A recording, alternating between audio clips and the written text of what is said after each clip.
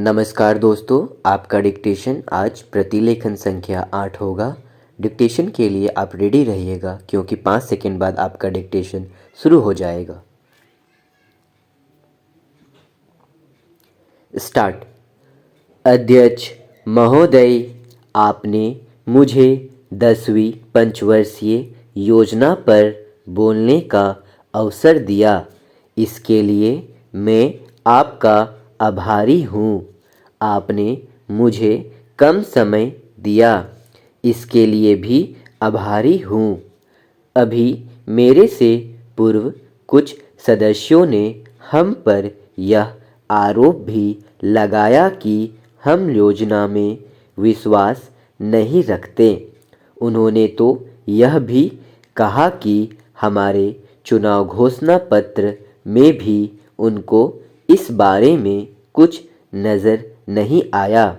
मैं इस बारे में यह निवेदन करना चाहता हूँ कि उन्होंने कोई दूसरा घोषणा पत्र देखा, गलत घोषणा पत्र पढ़ा और उसी को हमारा घोषणा पत्र समझ बैठे। लेकिन मैं यह कहना चाहता हूँ कि हमारा घोषणा पत्र इस समय मेरे पास है। इस घोषणा पत्र में हमारी घोषणा में योजना के बारे में स्पष्ट रूप से कहा गया है कि हम योजना पर विश्वास रखते हैं, लेकिन ऐसी योजना पर विश्वास नहीं रखते जो जनता के दुखों को दूर नहीं कर सकती, जो जनता के कष्ट दूर नहीं कर सकती।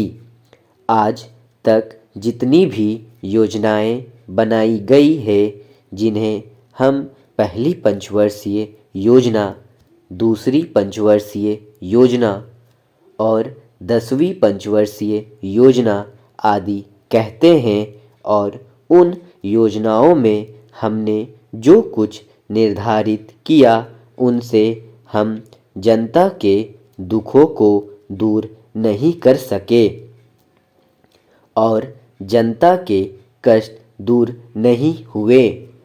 इन योजनाओं के परिणाम भी हमारे सामने है। बड़े बड़े अनुभवी बैठे, उन्होंने योजनाएं बनाई, लेकिन योजनाएं ठीक प्रकार से क्रियान्वित नहीं की गई।